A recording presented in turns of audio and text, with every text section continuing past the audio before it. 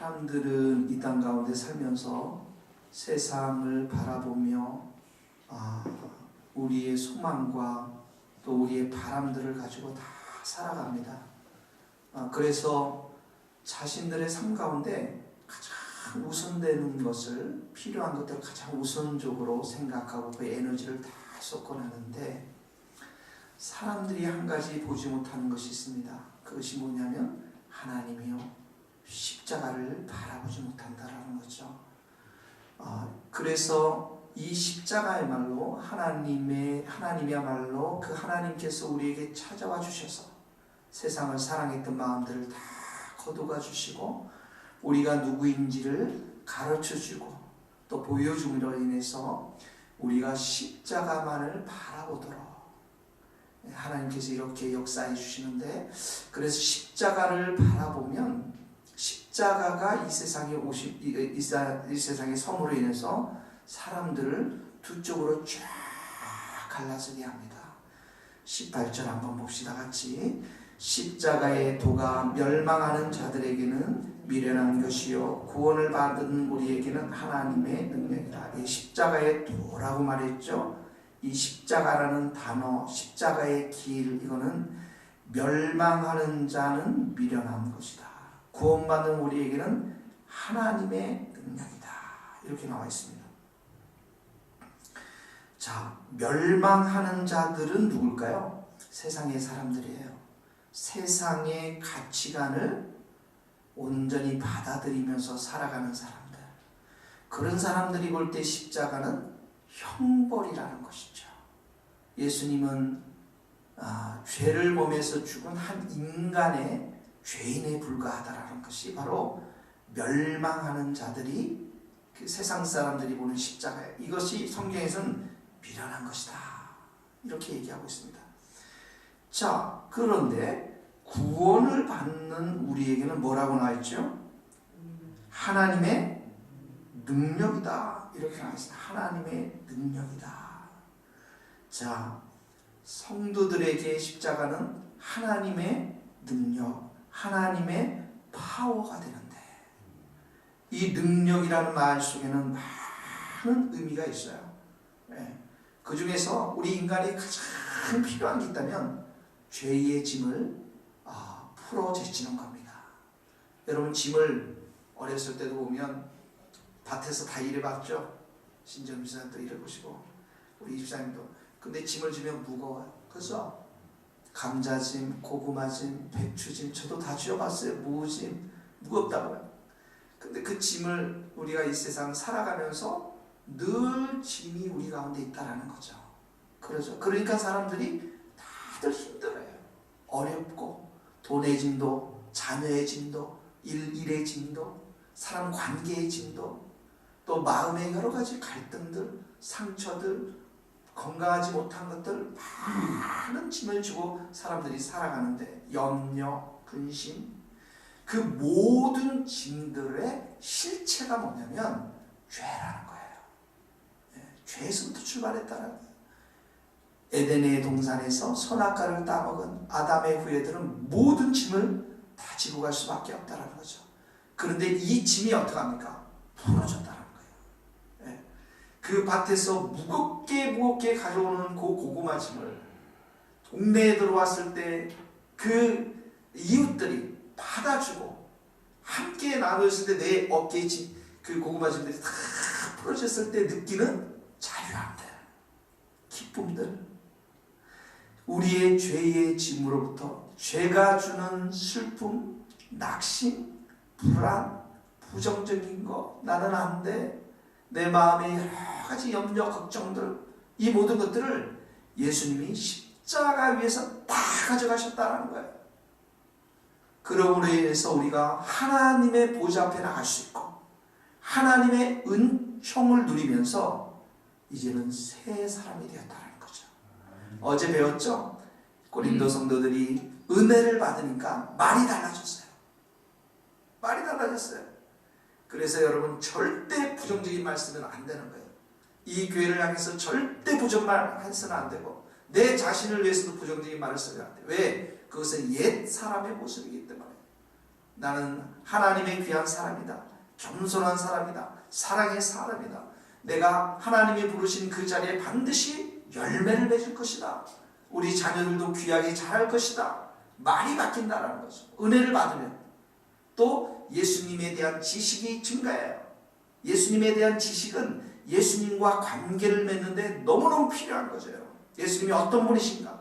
예수님이 구원자 되시고 우리 치유자 되시고 우리 인도자 되시고 우리를 사랑하시고 보호하시는 이런 예수님과의 지식, 예수님과의 관계가 점점 깊어진다는 것이죠. 이제 우리가 나이가 들면서 육체적인 사랑을 이제는 더 이상 깊이 못하겠죠. 그러나 영적인 사랑, 주님과의 영적인 사랑, 주님과 함께 동행하면서 긴밀하게 느끼는 친밀한 사랑, 이런 것은 아직도 그 깊이를 다 할 수 없이 들어갈 수 있다는 거예요. 은혜를 받으면 이렇게 예수님과의 관계가 이렇게 예수님이 우리 가운데 역사하니까 변화가 일어나서 나는 예수님의 자녀라는 증거가 일어나고요.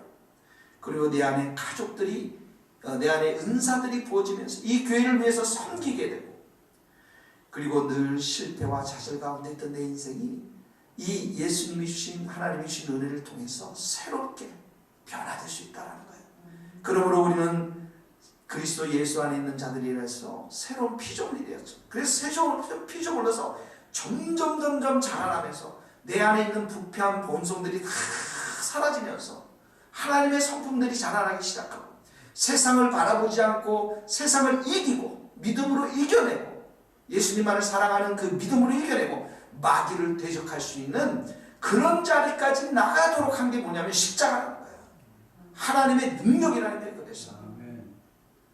우리 귀한 성도님들에게 이런 하나님의 능력이 새벽부터 저녁까지 충만히 여러분들에게 임하기를 주님의 이름으로 축복합니다. 우리 인터넷으로 예배드리는 우리 성도님들도 그러한 축복이 있기를 바랍니다. 22절, 23절, 24절 같이 읽겠습니다. 시작. 유대인은 표적을 구하고 헬라인은 지혜를 찾으나 우리는 십자가에 못 박힌 그리스도를 전하니 유대인에게는 거리끼는 것이요 이방인에게는 미련한 것이로되 오직 부르심을 받은 자들에게는 유대인이나 헬라인이나 그리스도는 하나님의 능력이요 하나님의 지혜니라. 자 보세요. 유대인은 뭘 구한다고요? 표적을 구해요. 기적을 구해요. 유대인들의 광야 생활을 보세요. 그 표적을 구했죠. 그 구름 기둥, 불 기둥, 만나를 먹이고 반석에서 샘물이 나고 끊임없이 표적을 구했는데, 그 표적을 구하는 그들의 태도는 뭐냐면 하나님을 시험하는 거였어요. 그러니까 예수님이 오셨을 때 표적을 보이라고 그러잖아요. 너가 정말 하나님을 표적을 보이라고 그러잖아요. 그러나 표적을 보였지만, 수많은 이적들을 보였지만 이 유대인들은 예수님을 거부했죠. 그렇죠. 헬라인들은 지혜를 구합니다. 이방인들은 끊임없이 새로운 지식을 찾는 거예요. 이방 사람들은 새로운 지식을 계속 찾는 거예요. 자, 그런데 처형된 예수가, 십자가에 못 박힌 예수님이 어떻게 구원자가 될 수 있느냐? 말이 안 된다는 거죠. 우리에게 지혜를 줄 수 있는 사람들은 탁월한 교수, 탁월한 철학자, 탁월한 영웅, 이런 사람들이 우리에게 지혜를 주는 것이지, 어떻게 십자가에 죽은 사람이 우리에게 지혜를 줄 수 있겠는가? 이런 이야기입니다. 세상 사람들이 지금도 마찬가지예요. 지금도 마찬가지입니다. 이런 새로운 지식을 가지고 끊임없이 예수 그리스도의 십자가를 거부하는 사람들이 있죠. 자, 24절 보니까 그러나 보세요. 부르심을 받은 자들에게는 유대인이나 헬라인이나 그리스도는 하나님의 능력이요 하나님의 지혜라는 것이죠.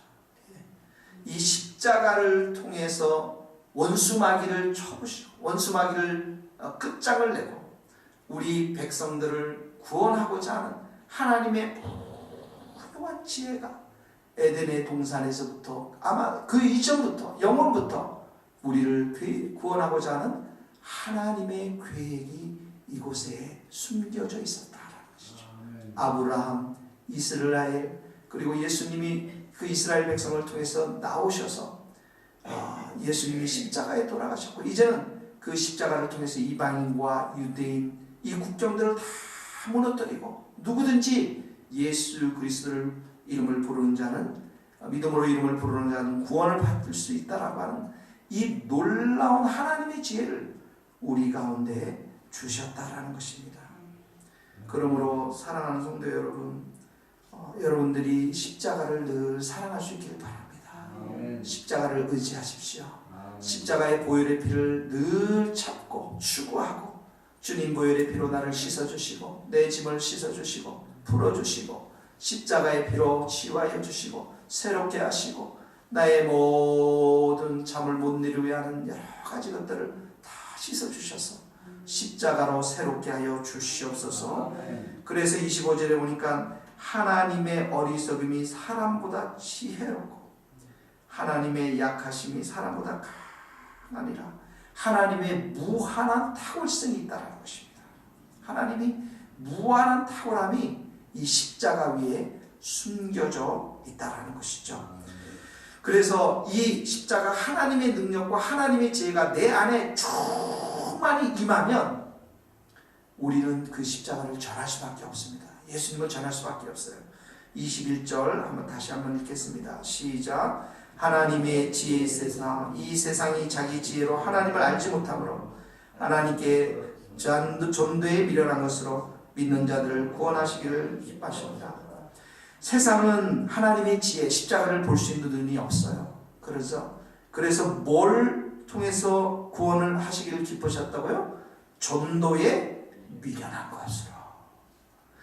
보세요. 전도가 너무 중요하잖아요. 영혼을 구원하는데. 그렇죠? 하나님의 능력과 지혜를 이렇게 전달하는 도구로서 너무 중요한데 아니 하나님이 한번 쫙 나타나서 사람들을 모아놓고 내가 하나님이다 뭔가를 5분만 보여줘도 사람들이 다 돌아올 텐데 하나님 그렇게 하지 않고 정말 이 미련한 방법 우리의 부족함을 통해서 전할 때 미련하게 전할 수 있도록. 왜 그렇습니까? 그 가운데 하나님의 능력이 임하도록 성령의 역사심이 임하도록 하나님께서 이렇게 전도의 미련한 방법으로 사람들을 구원하기를 기뻐하셨다는 것입니다.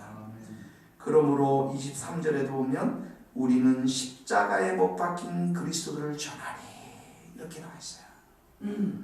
우리 주님에게 성도님들이 열심으로 기도해야 되고요. 성령의 능력을 받아야 됩니다. 그리고 그 성령의 충만한 은혜로 예수 그리스도의 복음을 전해야 됩니다. 그러기 위해서는 이 십자가가 정말 하나님의 능력이요 하나님의 지혜라는 사실을 내 삶 가운데 충만히 경험하고 새벽마다 이렇게 열심으로 기도하면서 주님 내게 기도하면서 권능을 주십시오. 늘 기도 있으면 큰 권능 받겠네. 내게 능력을 주시옵소서. 하나님의 지혜를 부어 주시옵소서. 그래서 내가 전도에 미련한 방법으로 사람들을 구원할 때 성령님 역사하여 주셔서 오늘도 하나님이 기뻐하시는 삶을 살아가게 도와주옵소서. 이 시간에 같이 하나님 앞에 기도하면서 같이 나가도록 하겠습니다.